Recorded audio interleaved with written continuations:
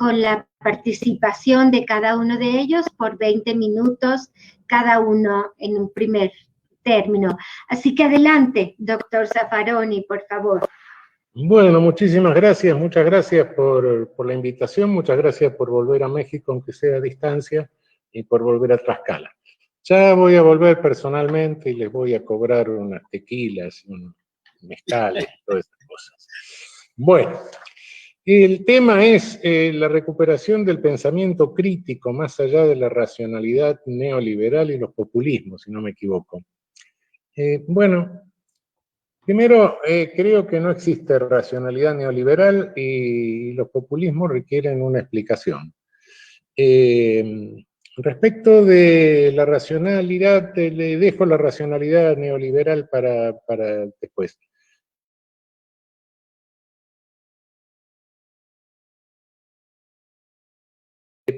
No se puede confundir populismo con populacherismo.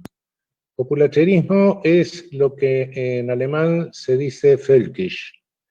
Es una táctica política que se caracteriza por montarse sobre los prejuicios que hay en toda sociedad, los peores prejuicios discriminatorios de toda sociedad, profundizarlos y de esa manera exacerbar el odio hacia determinados sectores de la sociedad, que pueden ser minoritarios, a veces no tan minoritarios, depende. A veces puede ser un odio a una mayoría étnica de una sociedad, a veces puede ser el odio hacia la mujer, que no es ninguna minoría, o a veces pueden ser el odio a minorías discriminadas, como minorías que, bueno, puede ser xenofobia, puede ser personas que no comparten una sexualidad binaria, etc. Esta es una táctica populachera, völkisch, y no tiene nada que ver con los populismos nuestros, los populismos latinoamericanos, que en definitiva han sido movimientos políticos policlasistas, complicados, ideológicamente contradictorios, si lo vemos desde un punto de vista de puridad ideológica, en general con tendencia personalista, porque alguien tiene que encarar ese pluralismo así contradictorio, como que son movimientos contra distintas etapas o distintos momentos de nuestro colonialismo a lo largo de 500 años. Y en la etapa más reciente del siglo pasado, bueno, sí, populismo pudo ser el peronismo nuestro, populismo pudo ser el cardenismo mexicano, populismo pudo ser el varguismo, no, el velasquismo ecuatoriano. No le niego que algunos tuvieron características de paternalismo policial, algunos tuvieron algunas características autoritarias, es verdad.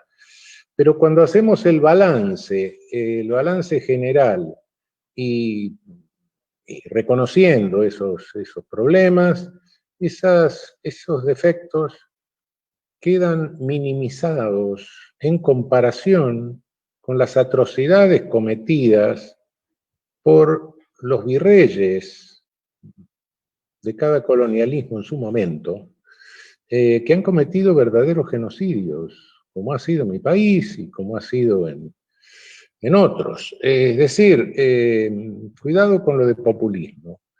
La pretendida racionalidad neoliberal tampoco existe, no tiene nada de racional un totalitarismo financiero de corporaciones financieras que se maneja desde el norte, desde que se produjo una transformación del capitalismo dejó de ser productivo y el aparato financiero del capitalismo se hipertrofió y se comió o subordinó al aparato productivo, y de esa manera hay masas enormes de dinero manejadas por CEOs, los Chief Executive Officers de estos, que no son los dueños del dinero, a diferencia de lo que pasaba con el capitalismo productivo, que tienen como rehenes a los políticos del hemisferio norte, que los reducen a lobistas de las corporaciones transnacionales con sedes en sus países, y que repercuten sobre nosotros en una etapa de tardo colonialismo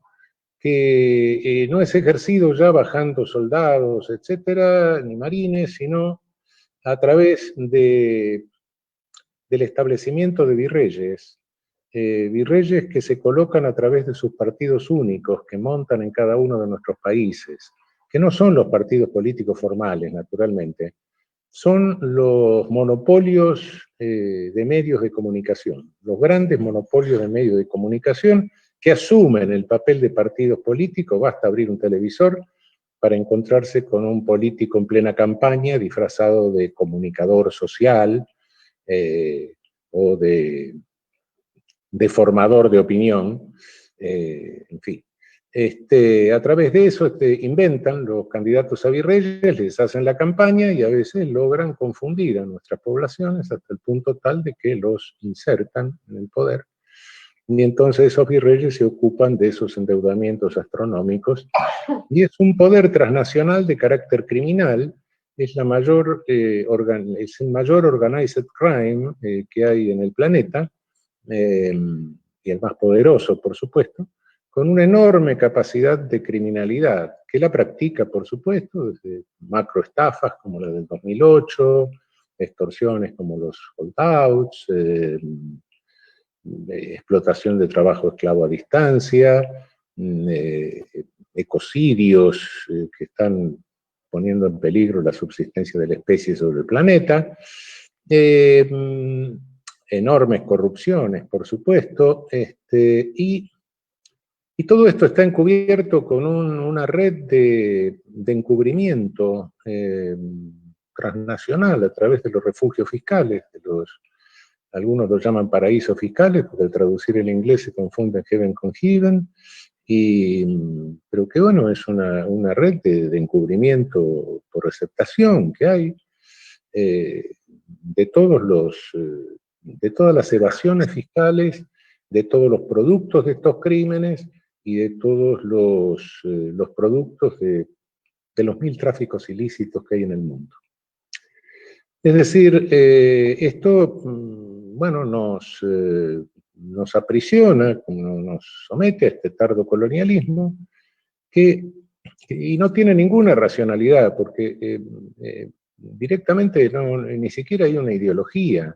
Eso de neoliberal, bueno, a veces lo llamamos ideología, pero es muy simplista, es muy grosero. La antropología que tiene, la del Homus economicus, es absurda, no tiene sentido, es un reduccionismo más irracional que lo que era el viejo reduccionismo biologista racista. Diría que me animo a decir que tiene un nivel de elaboración inferior al del propio nazismo, no sé, una cosa verdaderamente espantosa. Diría que más que una ideología, es un montón de eslogans de publicidad. No hay ideología, hay casi una publicidad. Se ha deteriorado tanto el discurso que ha llegado de modo que racionalidad no tiene ninguna. Es un límite de irracionalidad. Y francamente, bueno, pero ¿cómo opera o qué efecto tiene este tardo colonialismo sobre nuestros países y sobre todo en lo que nos respecta a nosotros, a la cuestión penal?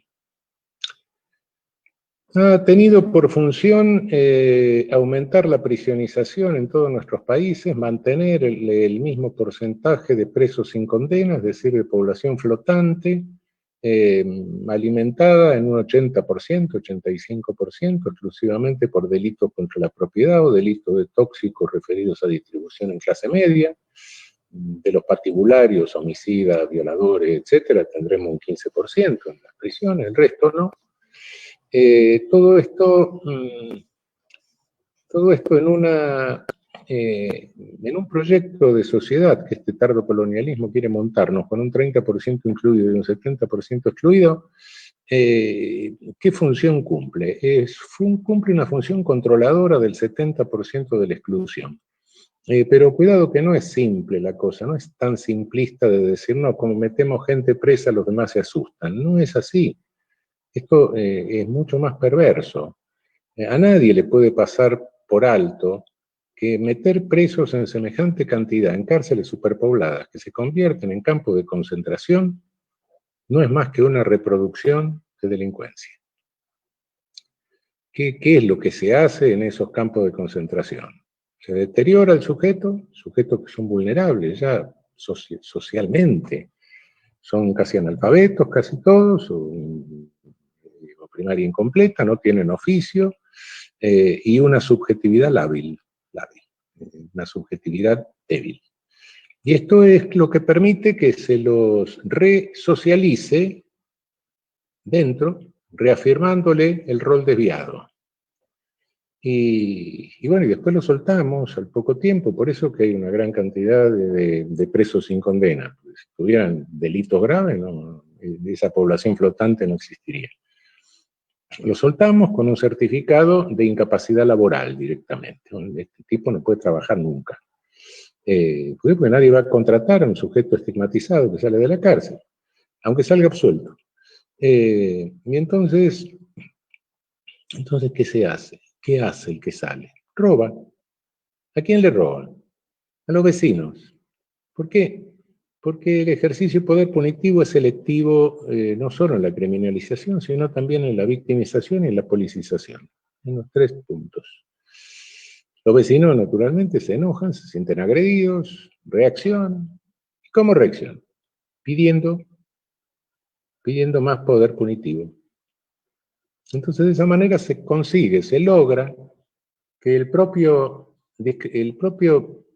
excluido exija un más poder punitivo que en definitiva se ejerce para su control. No, cuidado, no es que se esté controlando los excluidos con tanques de guerra, porque no sé si tenemos gasolina para los tanques de guerra, ni los cosacos del zar, ya no hay zar ni cosaco, eso se acabó. Entonces, todos los barrios precarios, llame Villa Miseria, favela, pueblo joven, como se llame, no van a ser controlados por esto. Y esto cumple una función, una múltiple función, como todo sociológicamente plurifuncional. Claro, en la medida en que se pelean y aumenta la conflictividad se intensifica la conflictividad dentro de los barrios o de las zonas precarias, de habitación precaria, ¿qué es lo que sucede? Y se debilita el sentimiento de comunidad, el sentimiento de pertenencia. Y al debilitarse el sentimiento de pertenencia, la gente no dialoga mientras se están peleando, a uno le roban a los otros que son pobres y sobre todo le sacan cosas, etc. No hay condiciones de diálogo, y al no haber condiciones de diálogo se dificulta la toma de conciencia, por un lado, de la situación del estrato social correspondiente, y por otro lado, se debilitan las posibilidades de organización, que es la única forma de resistencia. Entonces todo esto resulta funcional en varios sentidos. Mientras los medios de comunicación incentivan más presos. ¿Por qué? Porque ellos declaran la guerra contra el crimen. Guerra que no existe. Primero que crean la ilusión o la alucinación para toda la población de que las cárceles están llenas de asesinos y violadores. Cuando estos patibularios, insisto, tienen un 10-15%, no más. En segundo término, guerra no existe. ¿Por qué? Porque no hay ninguna guerra en que alguien se encargue de entrenar a los soldados del enemigo. Esta es la única guerra que pasa eso. Y en tercer término, es muy útil que se maten entre los pobres, porque en la medida en que se matan, no adquieren conciencia, no se pueden organizar, en fin, todo eso. Este es el control social que nos impone este tardocolonialismo en este momento.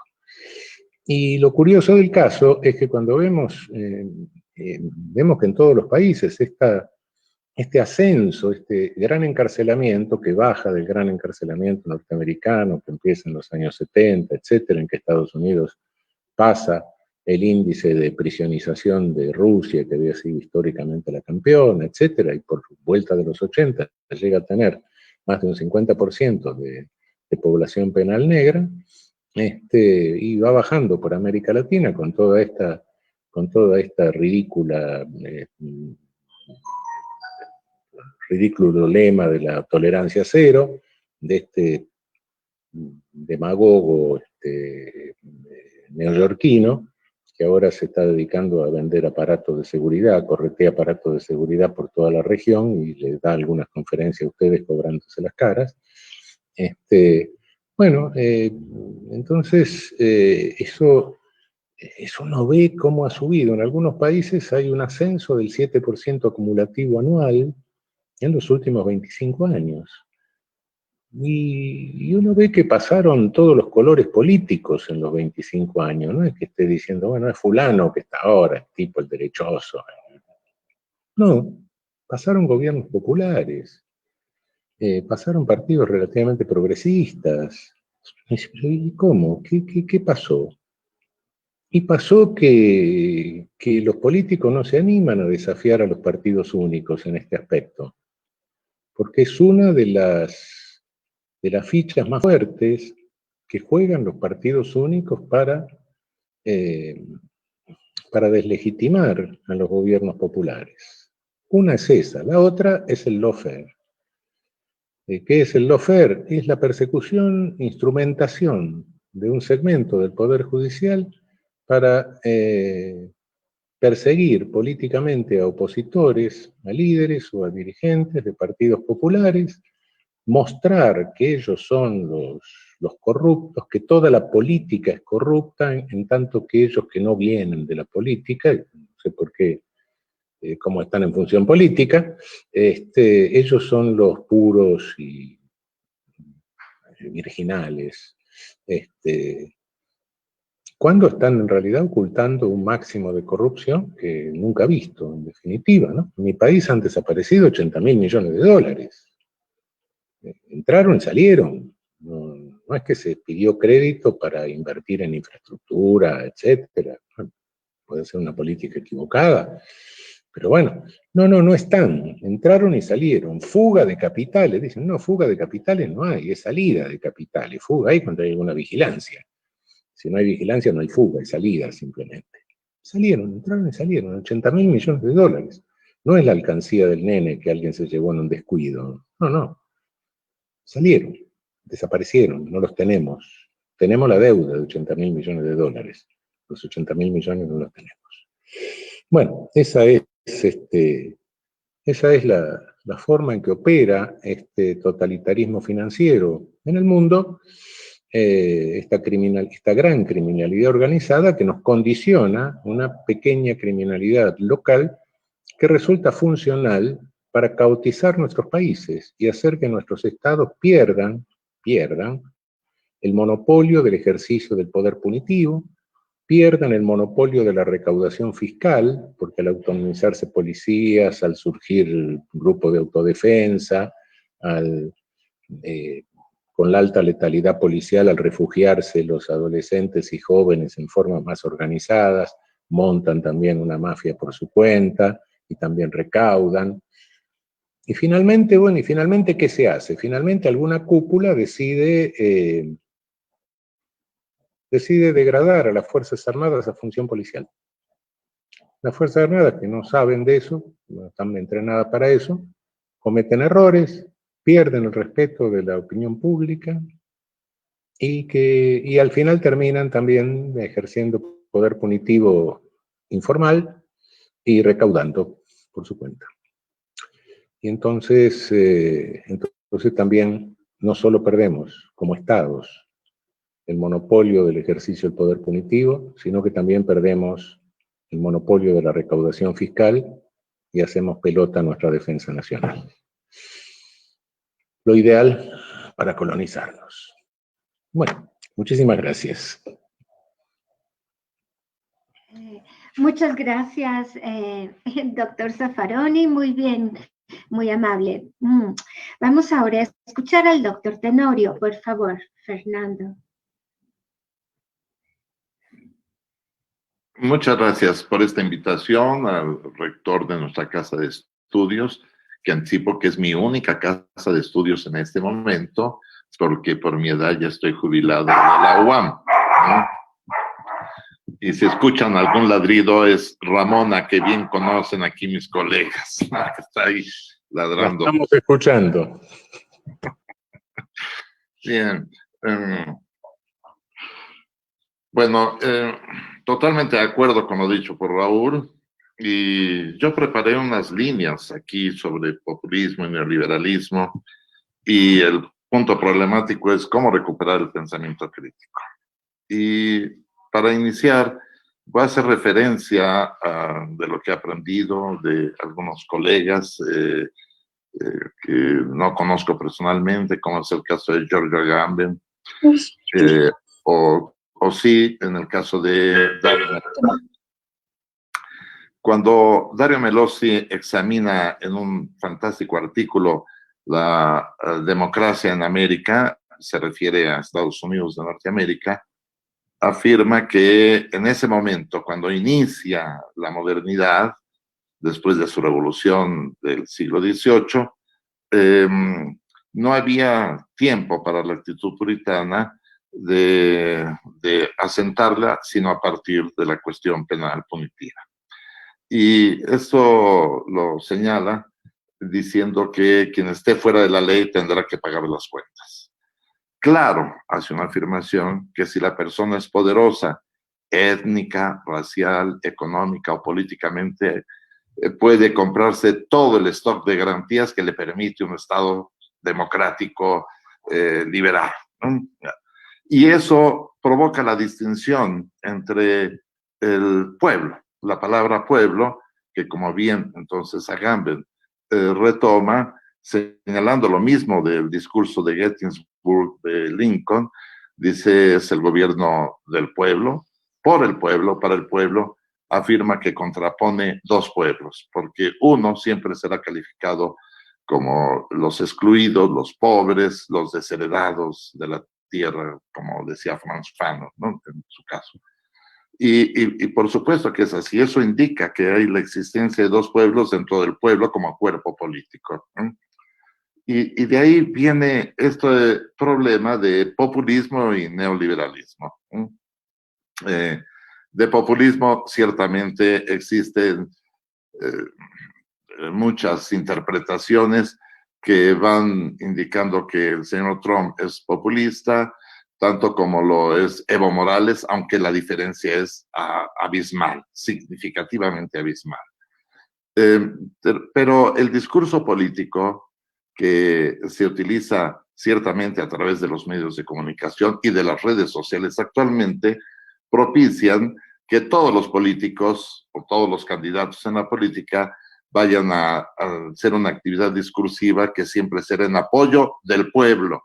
Y consecuente con ello, se puede votar por la creencia que se tiene, por esa sujeción que se tiene a partir de los medios de comunicación, a que se vote por un candidato que no parece populista, con otro candidato que sí parece populista, en el sentido de equilibrar la justicia social entre los miembros de una comunidad. Tal vez esa sea la gran diferencia. Ahora, el punto clave es el neoliberalismo, y me parece que esto es una cuestión que nace con la modernidad, con estos órdenes propuestos por Francia y Estados Unidos en el siglo XVIII, después de sus propias guerras que tuvieron, más conocida la de Estados Unidos como Guerra de Independencia y más como una revolución la francesa, ¿no? En este caso, me parece que sería muy pertinente describir muy sucintamente que esto significó el pasaje de lo público al privado, ¿no?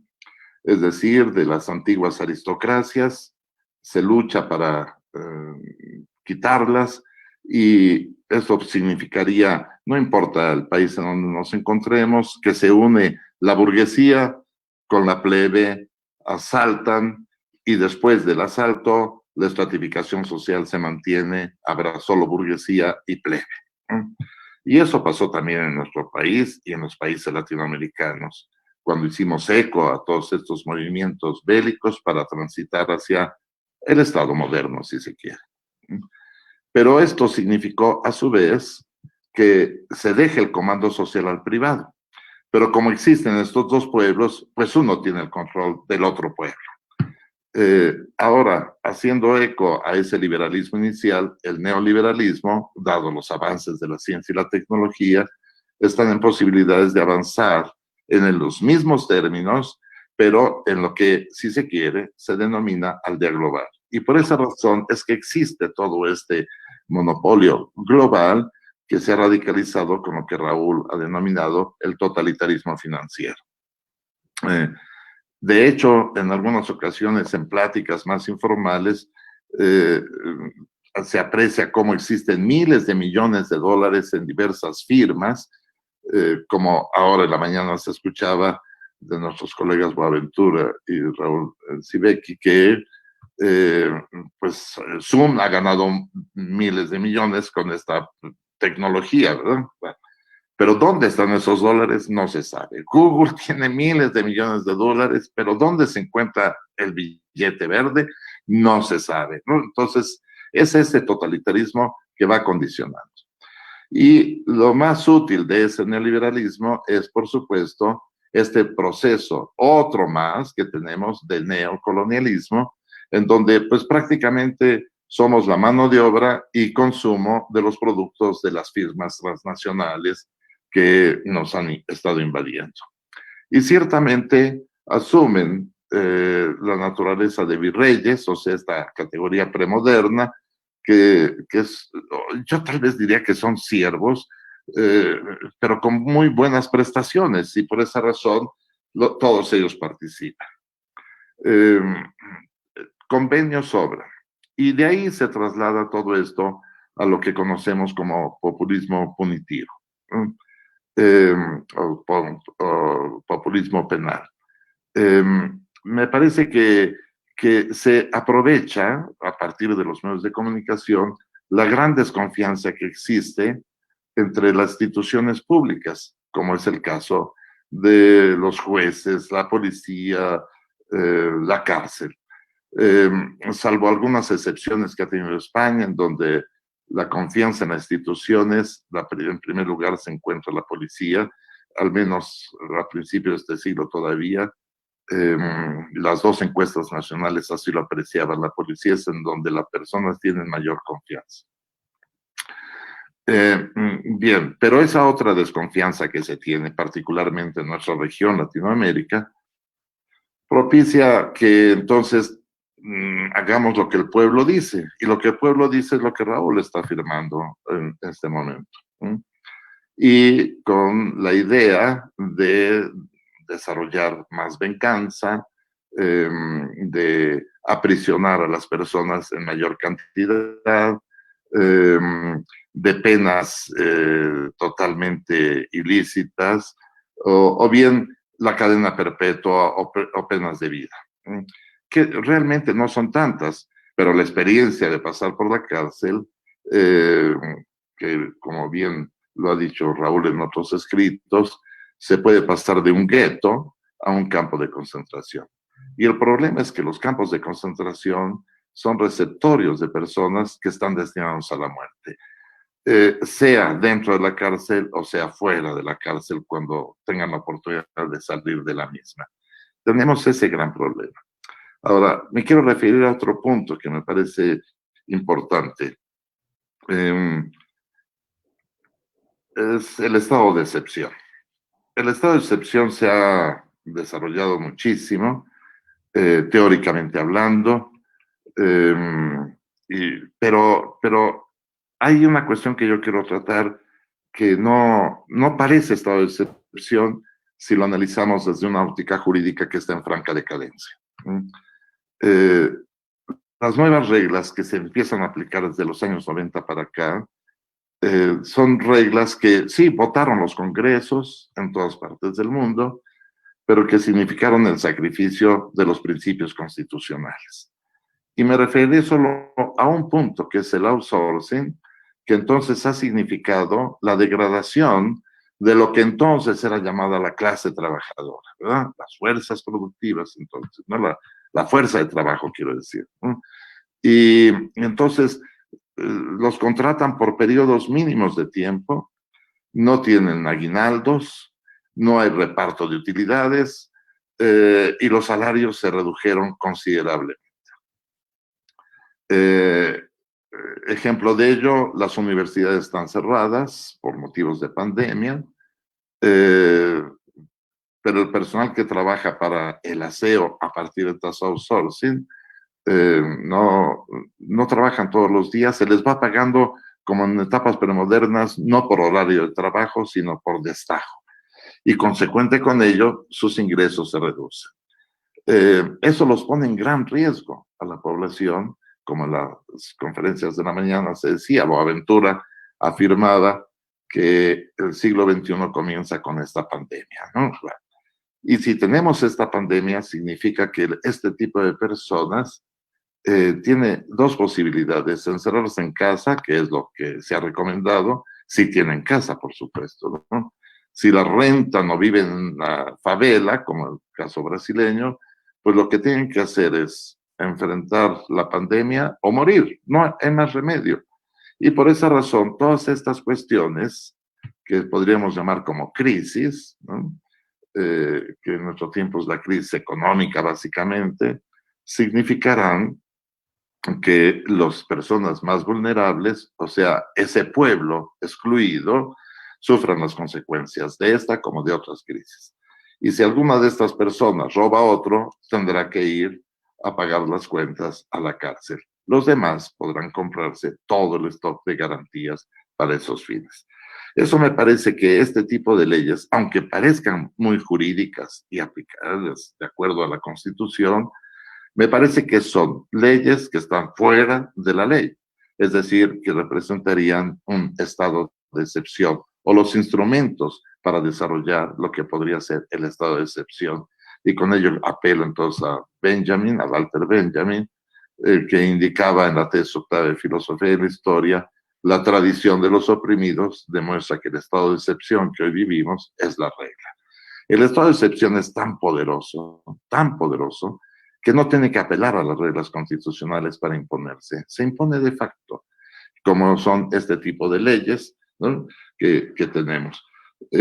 Cuando yo estudié Derecho, se enseñaba que todas las minas, los metales preciosos, son propiedad de la nación. Pero con este neoliberalismo, todas están concesionadas.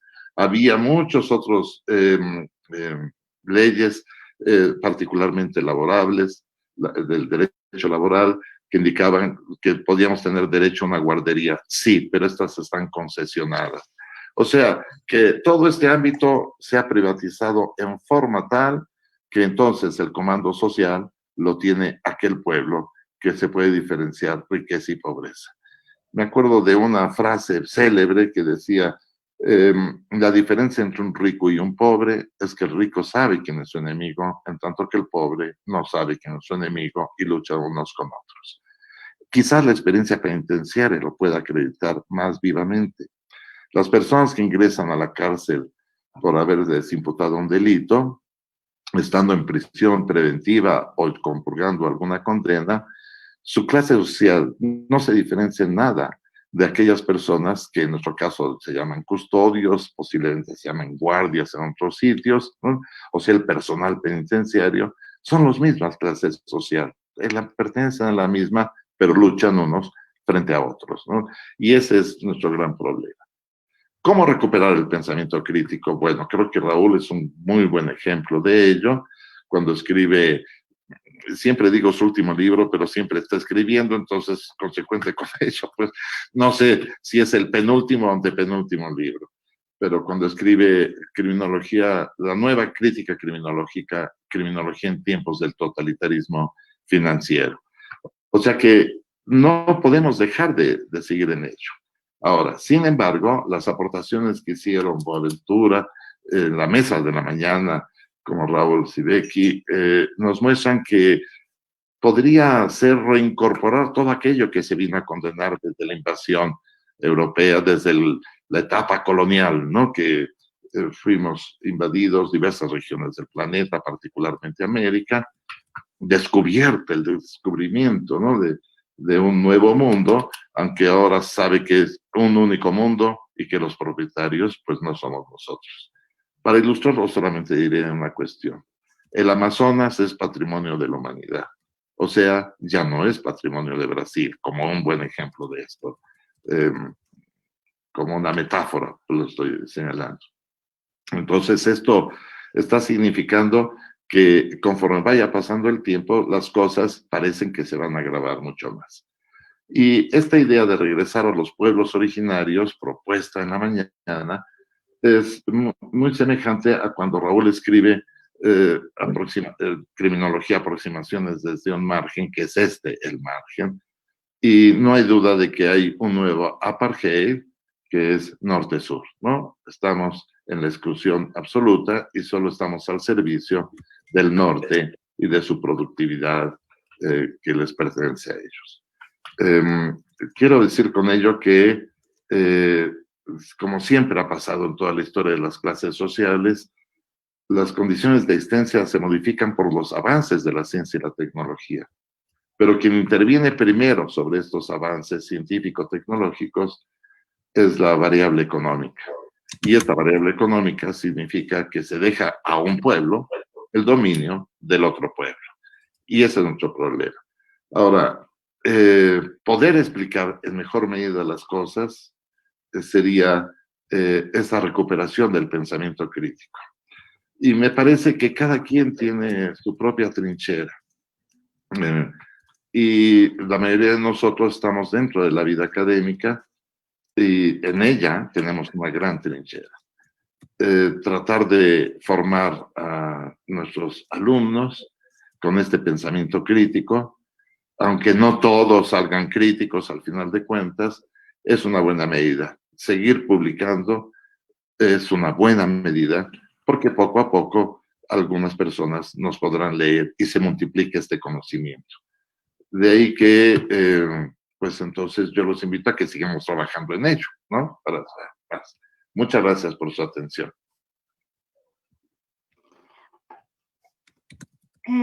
Muchas gracias, Fernando. Ahora, según la dinámica propuesta, tocaría de nuevo una participación del doctor Zaffaroni, si le parece bien, y ya más adelante damos paso al diálogo para las preguntas. ¿De acuerdo?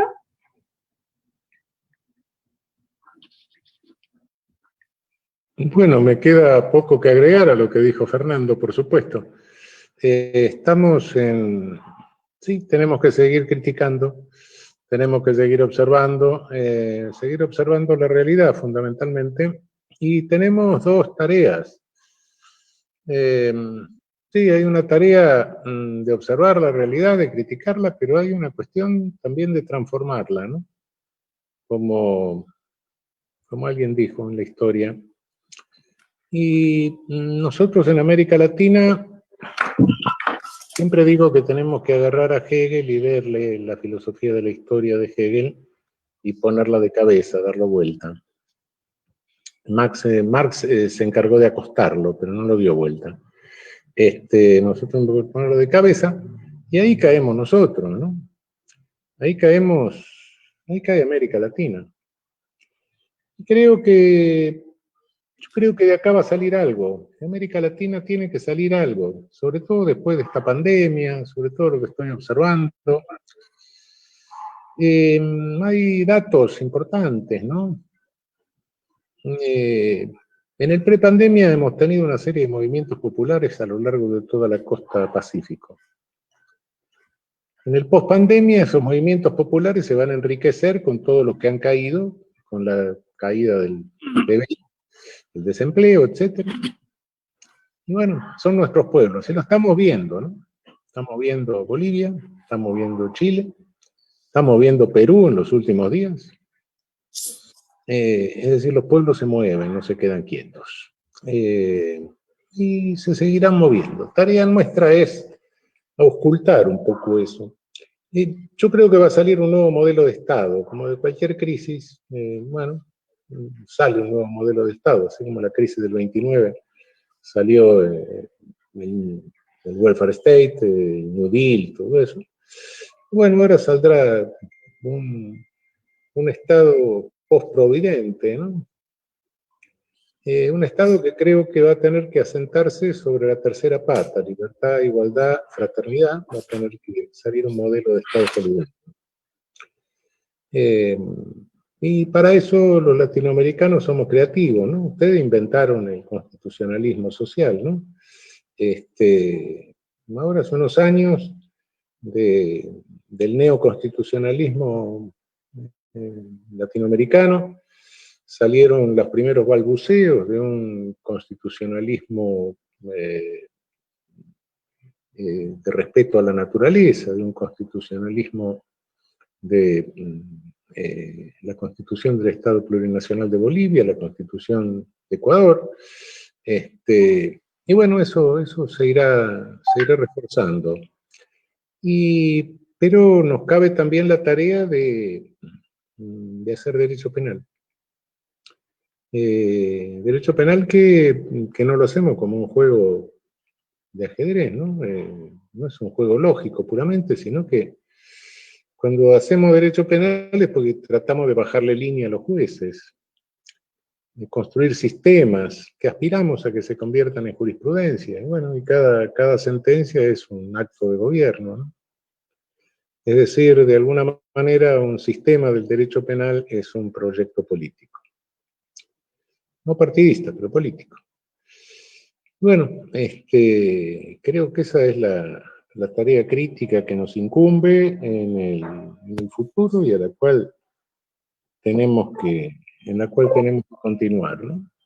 No solo observando, haciendo diagnóstico, sino también edificando un proyecto político jurídico. De alguna manera, recuperando lo que son los valores básicos de los derechos humanos. Los derechos humanos es una rama del derecho internacional que surge modernamente. Yo no soy ningún fenómeno biológico, pero nací antes que los derechos humanos.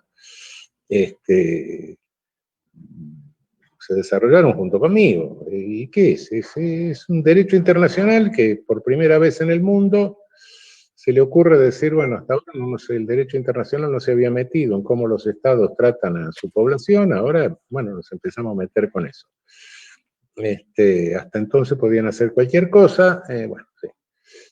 Y bueno, de eso surge por miedo. 46 Angélica Arellano.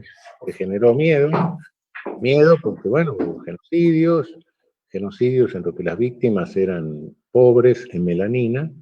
Sí, en los genocidios anteriores, como las víctimas habían sido más ricas en melanina, no tuvieron mucha importancia. Pero estos causaron miedo. Y con miedo, bueno, ningún fenómeno es totalmente negativo, siempre hay no es que yo sea funcionalista, pero bueno, siempre algún aspecto positivo tiene, y el aspecto positivo fue que nacieron los derechos humanos. Y hoy, ¿cuál es la publicidad, digo, por no decir ideología? ¿Cuál es la ideología, por así decir, contraria a los derechos humanos? Y es este neoliberalismo, claro, uno de sus principales evangelistas, Friedrich von Hayek, decía claramente, nadie por el hecho de nacer tiene ningún derecho. Es exactamente lo contrario a los derechos humanos, ¿no? A la premisa de derechos humanos, es decir, todo ser humano es persona, ¿no? Bueno, nosotros que somos una especie muy rara y que nos juntamos en la posguerra para los jefes de nuestras manadas para decir que todo ser humano es humano, bueno, esa es la lucha ideológica. El totalitarismo en este momento no viene con cruce de camadas y esas cosas, sino que viene con esta forma. Fernando decía hace un rato, ¿dónde están los dólares? No existen. Ese es el problema. No existen. No existen, porque los llevamos al banco, el banco los presta, el que recibe el préstamo lo lleva al banco, el banco lo vuelve a prestar, y si fuéramos todos a retirar los papelitos que llevamos todos al banco, todo el sistema bancario del mundo quiebra porque no tiene más que un 7-8% de encaje de papeles. No existen los papeles, existen números. Bueno, eso es número que se manejan en computadora, ¿no? Entonces eso es así es como está funcionando y ese es el esquema de poder que nos mandan desde el norte, ¿no? Y en el prepandemia algo va a pasar en nuestro continente. Y como siempre creo que tenemos una gran creatividad que está impulsada justamente por esto que decía al principio, por poner a Hegel de cabeza y salimos nosotros. Salimos los pueblos originarios, sometidos, subordinados, reducidos a la servidumbre siglos. Salimos los negros traídos esclavizados. Salimos también los colonizadores, porque a nosotros nos colonizaron andaluces, que un rato antes habían sido cristianizados a garrotazos. Eran islámicos cristianizados a garrotazos. Y por Brasil no digo, porque los portugueses no tenían población, agarraron a cuantos tipos estaban perseguidos por Europa y lo trajeron, incluso llegaron algunos judíos por esa vía en aquel momento. Y luego, bueno, cuando los ingleses prohibieron el tráfico negrero en el Atlántico, esclavizamos a algunos chinos por el lado del Pacífico. De ahí tenemos las chifas en todo el Pacífico, ¿no? Claro, hasta el día de hoy. Y después, bueno, después se desarmó el Imperio Otomano y vinieron todos se mandaron unos cuantos que vinieron ahí del desarme del Imperio Otomano. Y después vinieron la Primera, la Segunda Guerra Mundial. Antes de eso hubo todo un desplazamiento de población hambreada del sur de Europa, que llegamos los barcos, los bisabuelos, ¿no? Es decir, y después los perseguidos de las dos guerras, naturalmente, ¿no? Es decir, somos el resultado del Geist hegeliano. Ese Geist que más que un Geist parece un espectro, a medida que va avanzando y va matando millones de gente. Todo lo que el Geist va dejando a la vera del camino, nosotros vino a dar acá, y se sincretiza bárbaramente. Nos sincretizamos en ese mosaico cultural como no sucede en otra parte del planeta. Y como somos la contracara de ese poder planetario, creo que tenemos la creatividad. Somos los marginados del planeta, interactuando. Todas las culturas marginadas pues, están interactuando en nuestra región. Entonces creo que tenemos una creatividad en este sentido que es única en el planeta. En ese sentido somos originales y en ese sentido puede ser, yo no sé si va a surgir, como decía Vasconcelos, el hombre cósmico, la mujer cósmica, el transcósmico, no sé, pero evidentemente algo va a surgir de aquí. Digo Vasconcelos antes que se volviera loco porque se le mató la amante en París y empezara a hacerse fascista, ¿no? El bueno de Vasconcelos, de la primera época.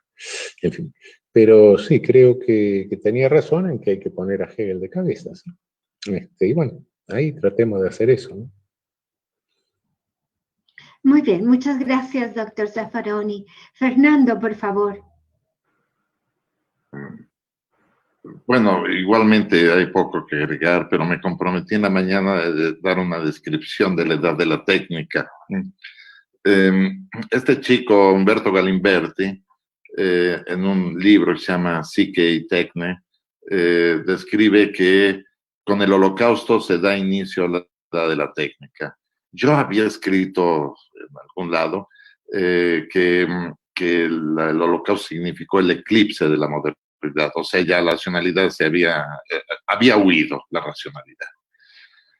Pero esta edad de la técnica, como la señala Galimberti, significa una conjugación de lo que los juristas al menos llaman el ser y el deber ser, que es la ley de Hume prácticamente en filosofía, que es nuestra actitud cognitiva y valorativa. Y tiene algunas complicaciones ello. Porque claro que el mundo de los hechos, el mundo del ser, basado en ese principio de causalidad, si es A, entonces B, aunque no deba ser en muchas cosas, pues es una cuestión de esa racionalidad, pero el deber ser, o sea, la cuestión valorativa, nuestra actitud valorativa, limita en variadísimas ocasiones ese si es A, entonces B. Sobre todo en el campo social, me refiero, por supuesto. No obstante, hemos podido apreciar en variadísimas ocasiones que esa cuestión valorativa, históricamente hablando, ha sido también una fuente inagotable del desarrollo de violencias injustificadas. Pero nuestra madurez ética o nuestra evolución ética, no natural, sino culturalmente hablando, ha ido prohibiendo ciertas prácticas sociales, y creo que la cúspide de todo ello en nuestro tiempo, ese es un efecto, el discurso de los derechos humanos. Pero todavía es el deber ser que no es, aunque la gran apuesta es que al menos se han consolidado enunciativamente hablando. Pasará mucho tiempo para que esto se haga realidad, pero tenemos que acelerarla lo más rápido posible por muchas razones. O sea, Raúl ha estado en varias ocasiones describiendo el genocidio por goteo que se verifica en nuestra región, y no solo en nuestra región, en otras partes del mundo también. Y con esta idea de la aldea global, pues claro que la población migrante sufre las consecuencias de todo ello también, ¿no? Me sorprendió mucho que en Arizona ganara Biden y no Trump, como cotidianamente lo venía haciendo, y sobre todo Arizona, porque cada año tiene su temporada de caza, cazan migrantes a distancia, matan personas, ahí dejan los cuerpos, se retiran y nadie hace nada a este respecto. Bueno, la idea de la técnica tiene un principio, y este principio, no quiero decir con ello que se comparte el principio, ¿no? Pero el principio dice, se debe hacer, o sea, la cuestión valorativa, el deber ser, se debe hacer todo lo que se puede hacer. O sea que gran complicación, porque no hay limitación alguna a ello. Y entonces, bajo este principio, no importa si mueren personas, si matamos personas y demás, ¿no? Y yo insistiré en esta labor intelectual, en muchos sentidos. Y en algunas ocasiones he hecho referencia a un texto de Hemingway que se llama ¿Por quién doblan las campanas? Y pone un epígrafe que no recuerdo, el autor, que señala, pues obviamente que cuando doblan las campanas es porque alguien ha muerto, ¿no? Y entonces la frase final de este epígrafe dice, no preguntes por quién doblan las campanas, porque están doblando por ti, o sea, una parte nuestra ha muerto. Si lo hacemos a contrario sensu, por apelar a la cuestión jurídica nada más por ese término, se podría decir, no preguntes quién hizo esto, porque lo hiciste tú también, ¿verdad? Entonces, de ahí que esta lucha debe continuar. Tenemos la gran responsabilidad de hacerlo para que las cosas que están sucediendo no vuelvan a suceder. Hay muchos museos a este respecto, como el Museo la Arqueología del Terror en Berlín, y como aquí en México el Museo de la Tolerancia, y ya no me acuerdo cómo se llama este museo correctamente, pero que están ahí para que no olvidemos. Memoria y tolerancia, de la memoria y tolerancia. Gracias, Elenita. Entonces, sí, es cuestiones que no debemos de olvidar. Y eso trae a colación una colección de libros que tiene Raúl, que siempre están ahí para no olvidar estas cosas, ¿no? Para no olvidarlas. Colección que es muy oportuna en nuestro tiempo, sobre todo si hablamos, haciendo eco a Raúl, de este genocidio por goteo. Sin embargo, mi preocupación sigue siendo la misma. Sí, vamos a luchar en todo esto, pero con la edad de la técnica, un pueblo va a vencer al otro pueblo. Y es a la búsqueda de una estrategia que no dé este resultado.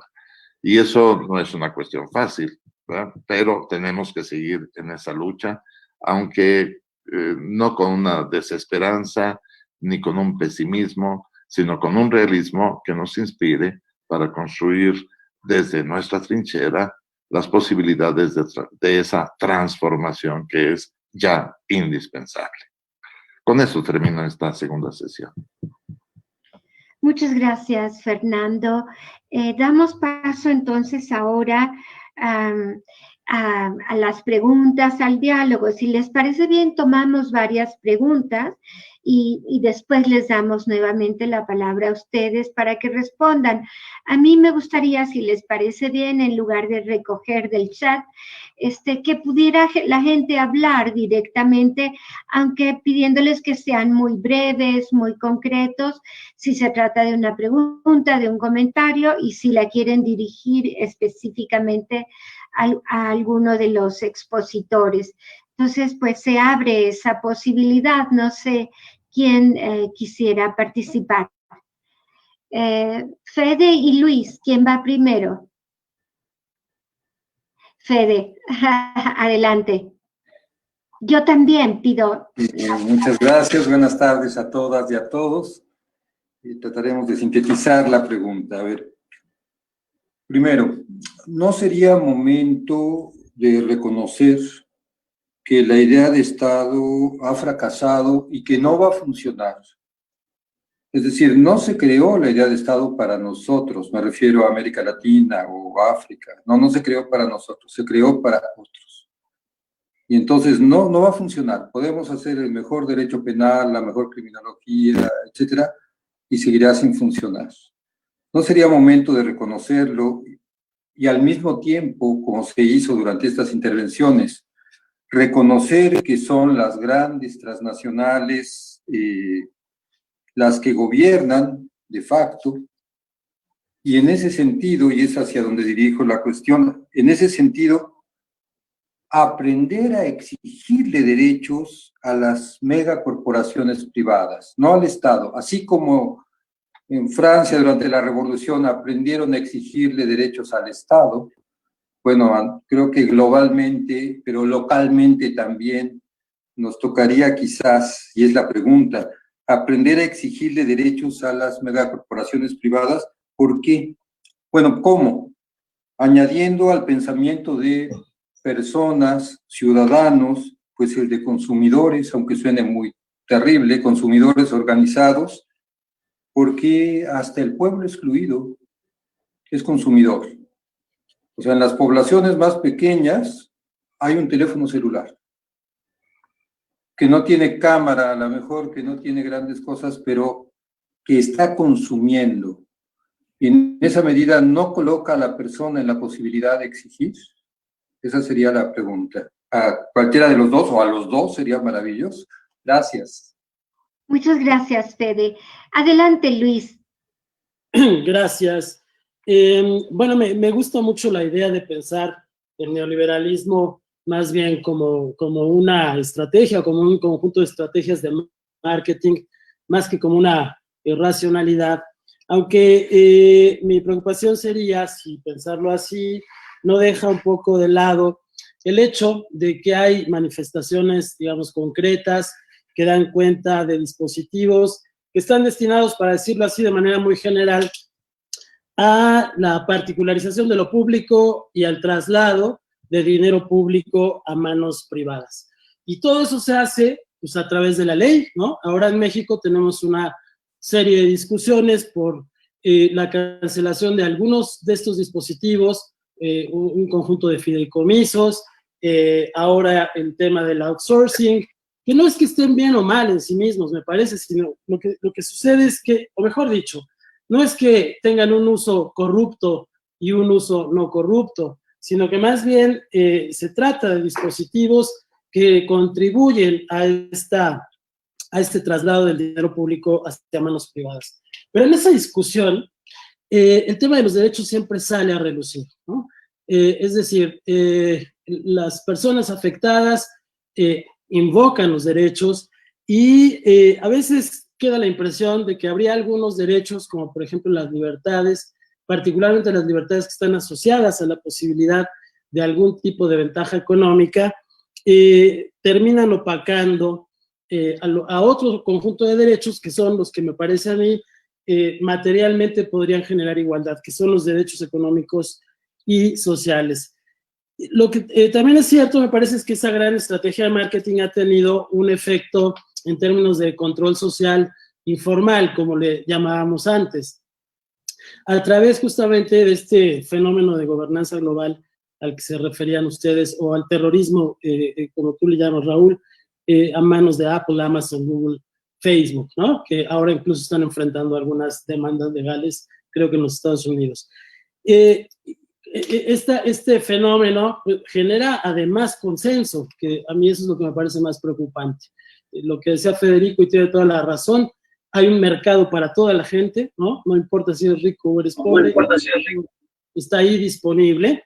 Y eso me lleva a pensar que a lo mejor esta frase que Fernando plantea, me parece que de Galimberti, dijiste, Fer, se debe hacer lo que se puede hacer, hoy más bien se ha convertido en algo así como lo que se puede comprar se debe vender, ¿no? Lo cual genera un mercado inmenso de todo, no solamente de mercancías en el sentido tradicional, sino incluso mercantilizando a las propias personas.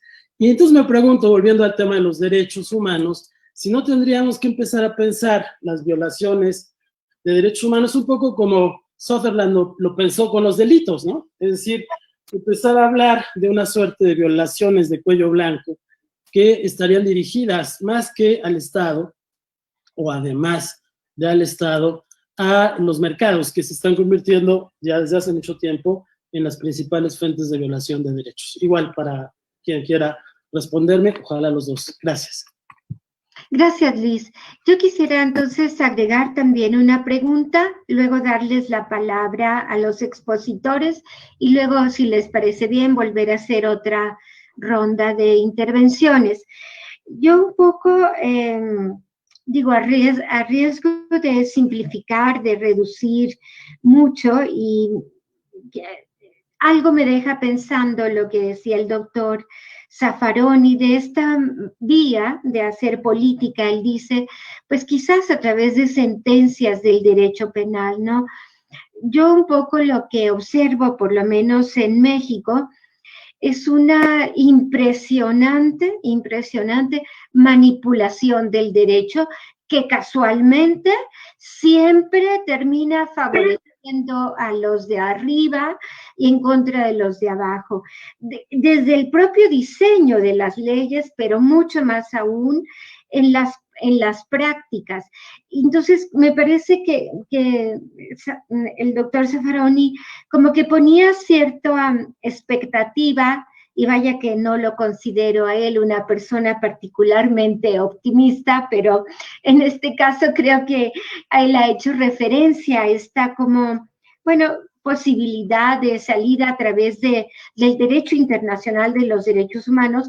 Pero yo, aparte de que veo una utilización del derecho en México, por lo menos enorme, puedo poner otro ejemplo, ¿no? Acaba de revelarse que esta comisión de atención a víctimas, que tenía un fondo para reparación a víctimas, pues que ha reparado básicamente, quiero decir, proporcionalmente en mayor medida a militares y marinos, que por otra parte son los principales violadores de derechos humanos.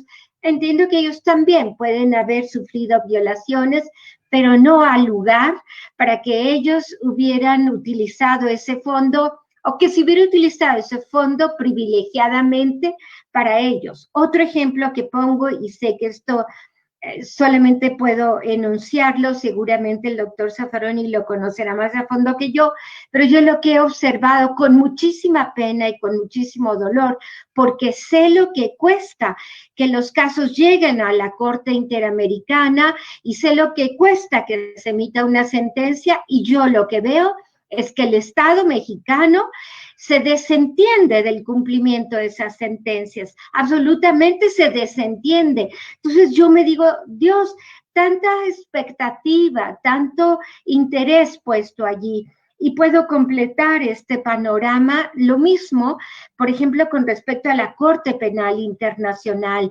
Se ha llevado cuantas veces un montón de peticiones para que se acoja el caso de México, y bueno, por lo que sabemos, por supuesto, muy limitadamente, como cualquier ciudadano puede solamente saberlo, pues que también allí hay una serie de consideraciones para saber qué casos toman, qué casos no.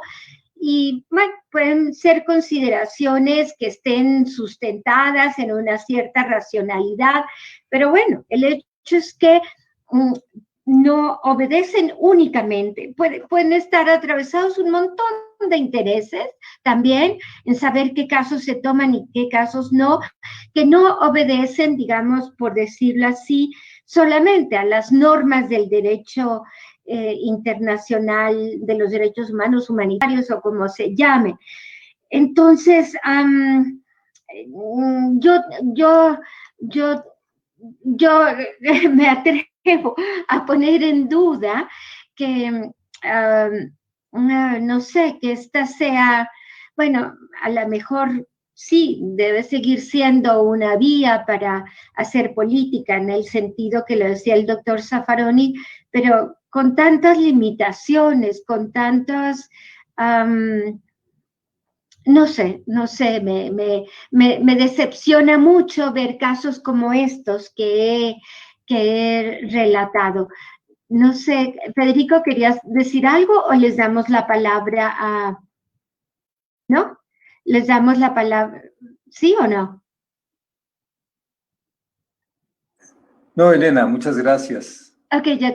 Entonces les damos la palabra ahora de nuevo al doctor Zaffaroni y al doctor Tenorio, por favor, para que recojan estas preguntas. Y bueno, yo creo que en Navidad voy a seguir encerrado en casa, pero bueno. Primero, el Estado. Sí, yo también soy en el fondo anarquista, no cabe la menor duda. Pero en este momento no queda otra que tratar de reforzar el Estado, porque los Estados son el frente contra el cual lucha todo este totalitarismo financiero. El Estado es el lugar de la política y ellos están luchando contra la política porque ocupan el lugar de los políticos, usurpan el lugar de los políticos. Ese es el problema. Claro que nosotros tenemos un derecho armado de garantías frente al Estado y las agresiones que vienen ahora no son de los Estados o son de los Estados instrumentados de alguna manera. Hay algunas tentativas no han tenido mucho eco de momento, sobre todo para un aspecto de agresión que serían las administraciones fraudulentas que desarman economías, ¿no?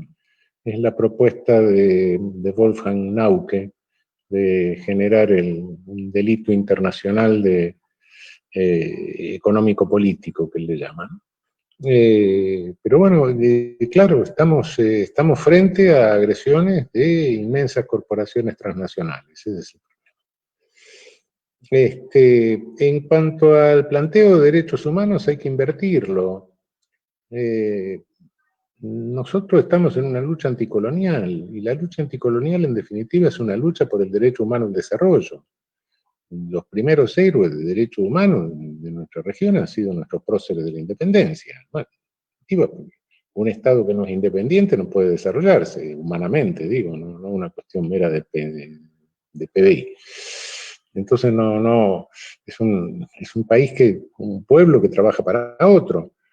Y cuando me dicen, bueno, ¿cuál es el derecho humano más importante? Y se tratan de dividir los derechos, primera generación, segunda generación, tercera generación, el derecho al desarrollo progresivo pertenece a la tercera generación. No guarda, nosotros tenemos que invertir. El desarrollo progresivo pertenece a la primera generación para nosotros. Primero pertenece a primera generación cronológicamente por nuestra lucha desde la independencia, desde antes, la resistencia de indios, la resistencia de los quilombos de los negros, etc. En segundo término, también jerárquicamente, porque, usted está minimizando el derecho a la vida. No estoy minimizando ningún derecho a la vida. La violación del derecho al desarrollo es lo que nos está causando el mayor número de muertes en la región, no cabe la menor duda. Somos la región que tiene los coeficientes de Gini más altos del planeta. Somos la región que tiene índices de homicidio en algunos de nuestros países más altos del planeta. Bueno, entonces, y en eso no cuento los muertos que podemos tener por atención selectiva de la salud, inseguridad laboral, en fin, y los muertos en carreteras que tenemos por inadecuación de nuestros caminos, en los vehículos que nos imponen y todo eso. Si contamos todo eso, claro, es el genocidio por goteo, directamente. Estamos viviendo un genocidio por goteo, que pasa desapercibido, pero si lo pudiéramos sumar, nos vamos a dar cuenta que cada tanto nos mandamos una Hiroshima y Nagasaki con paciencia directamente. En cuanto al derecho penal, no, lo mencioné como un campo de lucha, no como salida, no vamos a resolver el problema con el derecho penal de ninguna manera. Con el derecho penal tenemos que tratar de contener el ejercicio del poder punitivo todo lo que podamos, ¿verdad? Porque en la medida en que se descontrola más, el derecho de poder punitivo que se ha ejercido en nuestra región siempre por parte de todos los colonialismos ha sido predominantemente informal, no ha pasado por los jueces. Bueno, no hablemos pavadas. Entonces con eso no lo vamos. Entonces sí, como penalistas tenemos que hacer eso en nuestra región, en nuestra zona, pero con eso no vamos a cambiar el mundo, ¿no? Y en cuanto al poder internacional, efectivamente, sí, la Corte Interamericana de Derechos Humanos y el sistema interamericano de derechos humanos es muy débil. No es un sistema como el europeo. No pueden acceder las víctimas directamente a la Corte, sino que tienen que pasar por la Comisión, y al final estamos resolviendo casos de la viuda y de los hijos. Pues las víctimas se murieron. Bueno, no sé, ahora dentro de poco van a empezar a llegar los nietos. Pero distinto, de cualquier manera, tengamos en cuenta lo siguiente, sujeto de violación de derechos humanos no son los seres humanos individuales, son los estados como tales. Los seres humanos individuales cometen crímenes, delitos, etcétera, pero violaciones de derechos humanos los estados, por acción o por omisión, ¿no? Y la Corte Penal Internacional es distinto. La Corte Penal Internacional es un tribunal penal, y el poder punitivo, por el hecho de internacionalizarse, no deja de ser selectivo, sigue siendo tan selectivo como es el derecho interno. Y más en un tribunal cuya competencia se abre después del acuerdo que le otorga un órgano político, como es el Consejo de Seguridad de Naciones Unidas. Entonces, evidentemente que sí, la Corte Penal Internacional ejerce un poder punitivo sobre algunos sujetos que son vulnerables, y los que son invulnerables, la Corte Penal Internacional no va a juzgar a Trump, y tampoco va a juzgar a Almagro, pese a que instigó al golpe de Estado en Bolivia. Bueno, ¿qué vamos a hacer? Esto es así. Es decir, la lucha sí, tenemos que usar esos campos, pero con esos campos no vamos a transformar. La transformación la van a hacer los pueblos, no hay nada que hacer. Y por eso dije que tenemos que estar atentos, parar la oreja a los reclamos de los pueblos que en el pospandemia se van a mover y ya anuncian que se están moviendo, ¿no?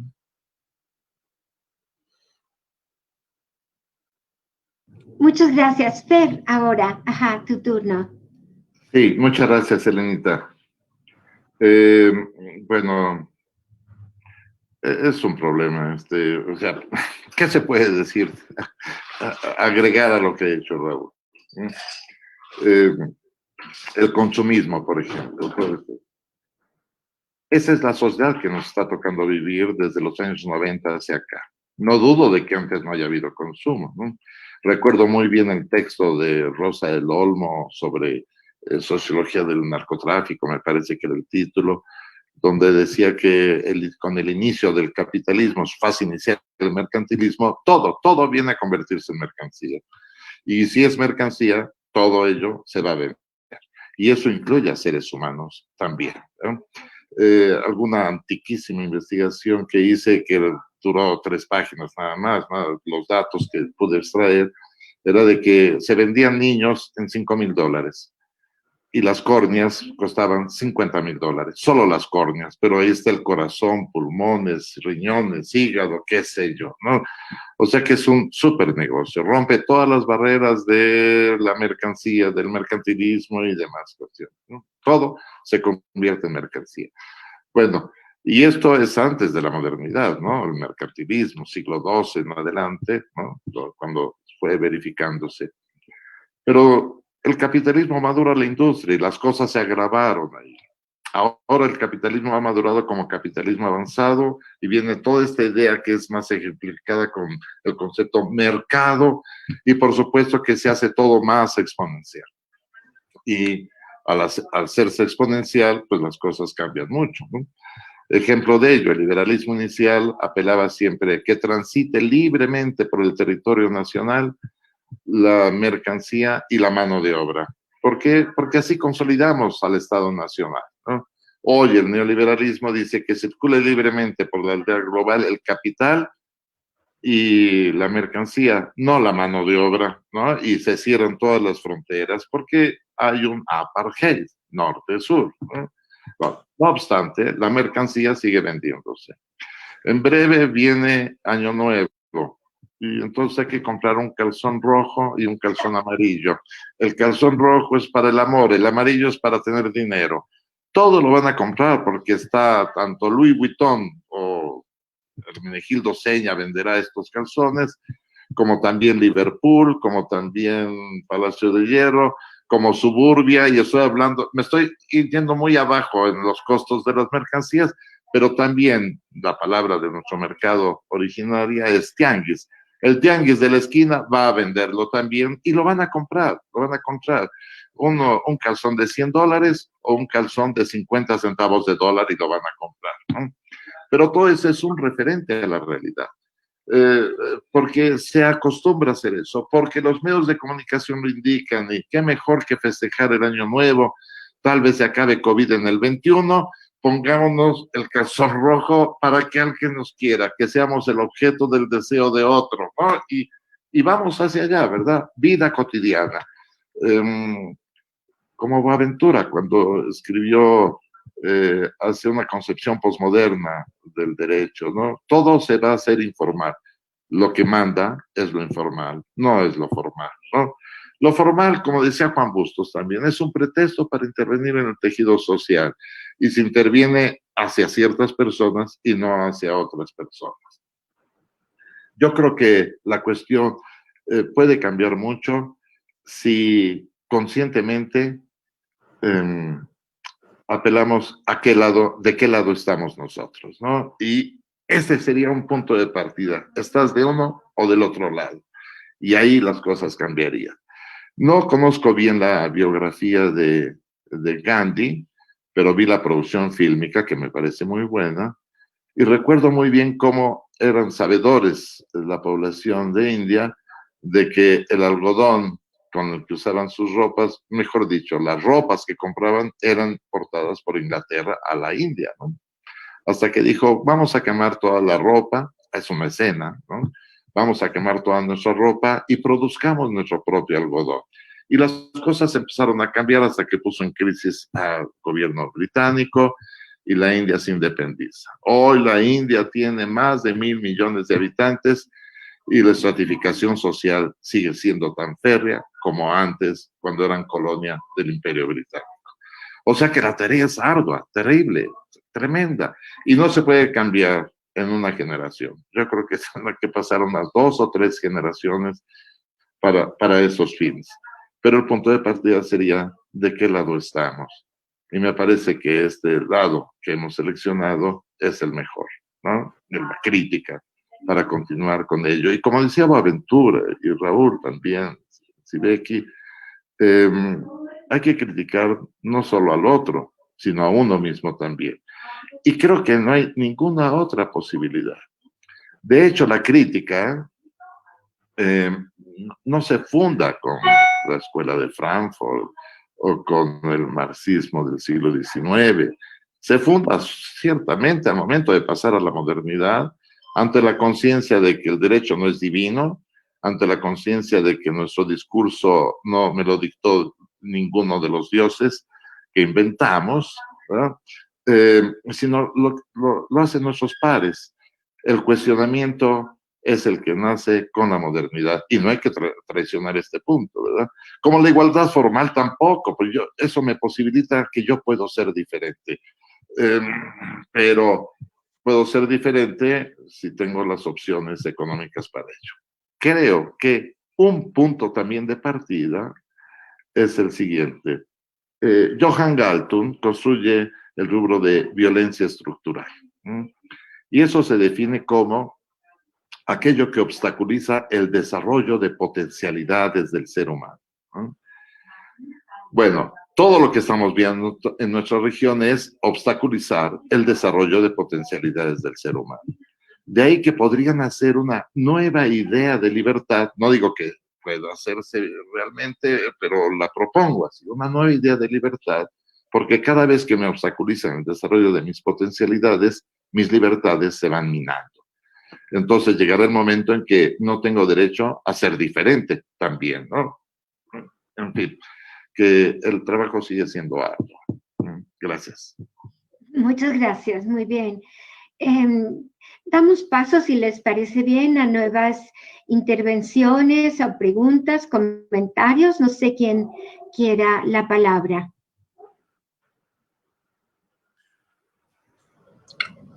Yo por mi parte. ¿Ok? Buena tarde, bueno, más bien, hola a todos, debido a al cambio de horario. Me gustaría saber su opinión acerca de dos cuestiones. La primera es sobre la democracia, este argumento que se viene manejando sobre la tiranía y el populismo, o más bien la tiranía de las mayorías sobre las minorías y sobre el populismo en América Latina. ¿De qué manera se viene comportando en el derecho penal esta cuestión? Y la otra sería sobre teorías de prevención penal. Yo creo que como criminólogos, pues me parece que es parte de ese colonialismo que se han importado algunas teorías de prevención penal desde Europa y desde Estados Unidos, pero me parece que la realidad latinoamericana es muy diferente a la europea e incluso a la norteamericana. Entonces, me parece que sí no se ha trabajado mucho al respecto sobre una teoría de prevención del delito. Gracias. Muy bien, gracias. ¿Alguien más?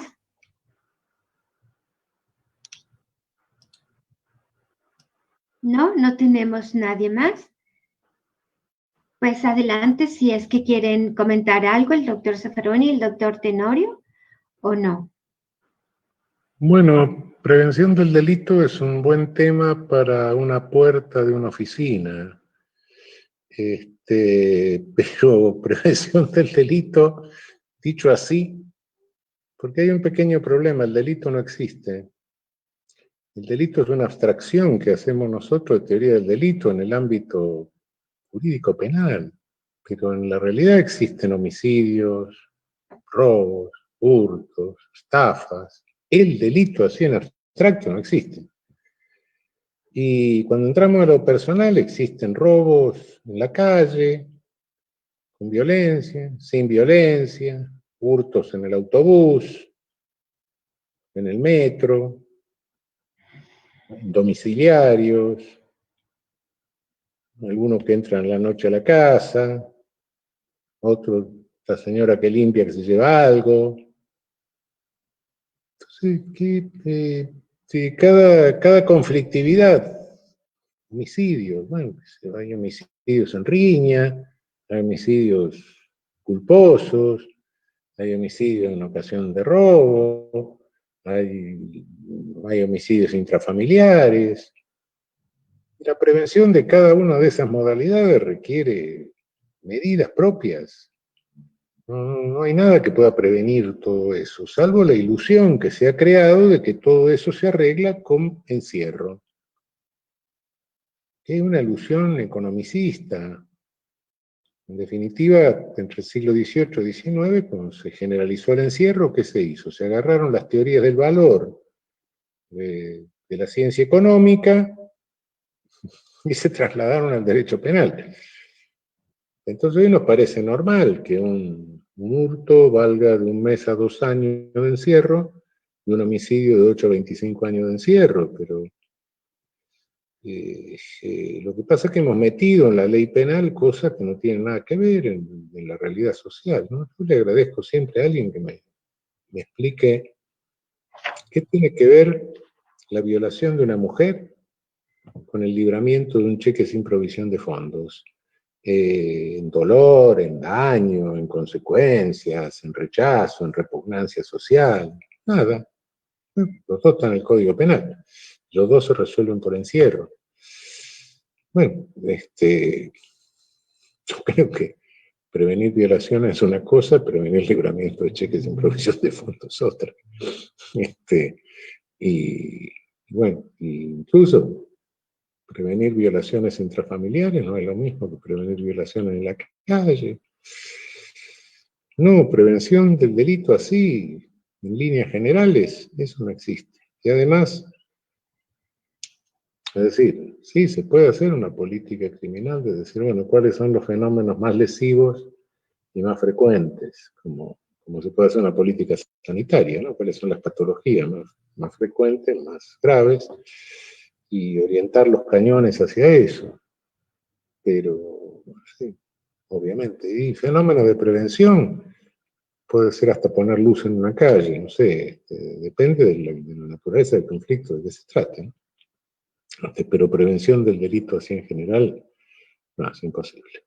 Lo que hemos importado son teorías que legitiman el ejercicio formal de poder punitivo, el informal por supuesto que no se ocupan, y esas sí, las sacamos de la aduana, las pasamos un plumero y las pretendemos imponer aquí. Pero tampoco funcionan en sus países de origen. Son teorías con las que se manejan los juristas, pero en la realidad de la prevención del delito, de los delitos, no funciona. Cada conflicto requiere sus formas de prevención particulares, y eso requiere una particularización. Muy bien. Fernando, ¿quieres decir algo? Bueno, yo recuerdo muy bien que los teóricos del etiquetamiento decían, si usted quiere prevenir el delito, lo más importante sería abrogar el Código Penal, ¿no? Y desaparecen todos los delitos. Ya no habría delito alguno que perseguir. Pero es razonable las preocupaciones que se tienen, son razonables, ¿no? Pero los teóricos que han producido estas que van de la prevención general y especial en los códigos penales, positivas y negativas, o primaria, secundaria y terciaria que van de la mano, bueno, no produce ningún resultado empíricamente observable hasta ahora. Pero recuerdo muy bien que en el proyecto de ciudades seguras que se desarrolló en México, en particular haciendo eco al proyecto de ciudades seguras de Máximo Pavarini, se pretendió hacer se hizo una encuesta de victimización que dirigió Luis González Plasencia, aquí presente, y salieron datos excepcionales ahí, porque comparamos la escala con 50,000 habitantes entonces, Querétaro con más de 1 millón de habitantes, la Ciudad de México con 9 millones registrados, y la ciudad de Campeche con 250,000 habitantes. Y los datos que nos aportaron quien aplicó el instrumento que Luis construyó, que fue Punto Objetivo, me parece, la empresa, el resultado era que los delitos en cualquiera de estas localidades, de estas ciudades, equivalían entre el 20 y el 25% de su población. Denúnciese o no se denuncie. Obviamente está excluido tráfico de drogas, armas y personas de esta encuesta. Bien. En alguna ocasión lo difundí, me parece que en la Universidad de Cádiz, y Cádiz confirmó los datos. Después fui a Málaga, y aunque en Málaga estaba un profesor que podríamos decir que está del otro lado de nosotros, ¿no? El catedrático de entonces, su propio Instituto de Criminología había acreditado que efectivamente por país o por ciudad, España, refiriéndose a España, el número de delitos denunciados o no denunciados equivalente al 20 y el 25% de la población. Solo Costa Rica se iba 2 puntos arriba, 27% de la población, o sea, el número equivalente al 27% de la población. Entonces eso significó que en Italia también pasará lo mismo, y así sucesivamente, hasta que lancé la conjetura, en todo el mundo es igual, cuantitativamente hablando. Pero el gran drama es la violencia, ¿no? Y entonces, como bien ha dicho Raúl, nuestra región, Latinoamérica, se exhibe como una región con mayor violencia que otras regiones como la Unión Europea. Y lo pongo en el siguiente sentido. Mientras que yo estudié en Italia, en los años 80, había un homicidio doloso, 1.7 homicidios dolosos en Italia por cada 100.000 habitantes, mientras en el caso mexicano eran 24 por cada 100.000 habitantes. Estadísticas oficiales en cualquier caso. Bueno, ahora que he regresado a un sabático, que me la pasé ahí un año, feliz de la vida, con Massimo Pavarini, con Pirchi, su esposa y otros colegas ahí italianos, me di cuenta de que la estadística había bajado. Ahora hay 9 países de la Unión Europea, entre ellos Italia, que tienen un homicidio doloso, perdón, menos de un homicidio doloso por cada 100.000 habitantes. Dioses, ¿no? O sea que las cosas cambian mucho ahí. Entonces, la idea central es la reducción de la violencia. ¿Por qué pasa eso allá y no pasa aquí en nuestra región? Bueno, por todo este neocolonialismo, el capitalismo avanzado, el neoliberalismo, obstaculizar el desarrollo de potencialidades de las personas, y ocurre este genocidio por goteo. Va ocurriendo permanentemente, independientemente de todos los demás homicidios que se desarrollan. Mi hermano me pasó un dato, que en realidad no importa si hay muertos por COVID o no, tenemos 250.000 muertos más este año que el año pasado. 250.000. Algunos entran en COVID, otros no entran. Es una cantidad inimaginable todo ello, inimaginable. Bueno, entonces la reducción de la violencia es importante. ¿Cómo se puede lograr? Bueno, estos países de la Unión Europea gozan de todos los beneficios de la extracción de fondos de toda la región periférica, y eso los hace mantener en este estado de las cosas, ¿no?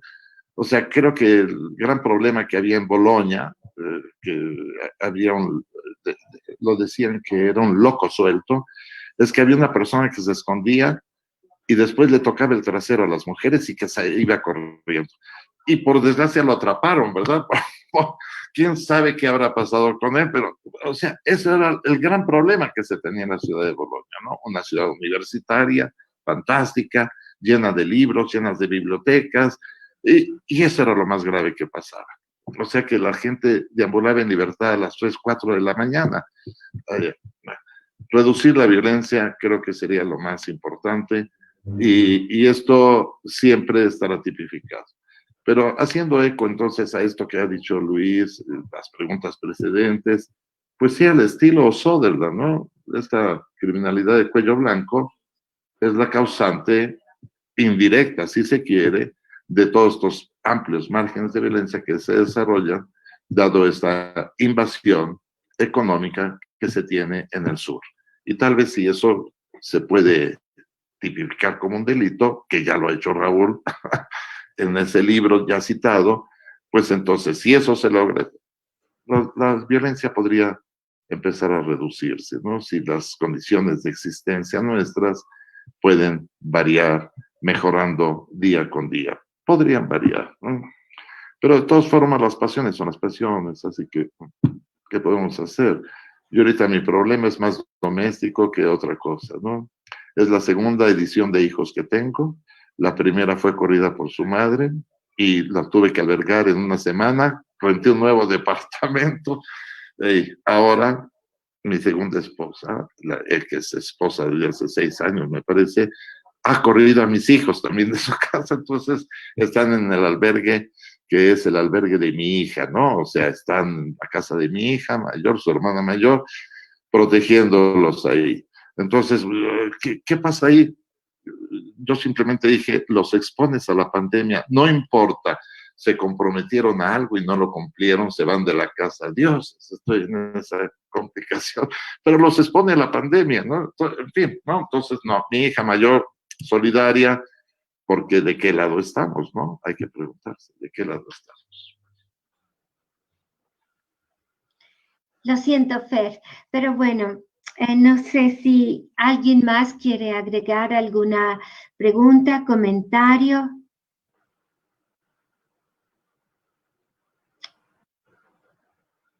pues si no es así, nos vamos. ¿Qué dices, Luis? Gracias, querida Elena. Bueno, pues yo simplemente quiero agradecerles tanto a Fernando Tenorio como a Raúl Zaffaroni la participación de esta tarde. Comentarles que haremos una edición con las distintas mesas del conversatorio para ver si logramos alguna unidad temática en todas ellas. Y bueno, pues ojalá que podamos seguir conversando.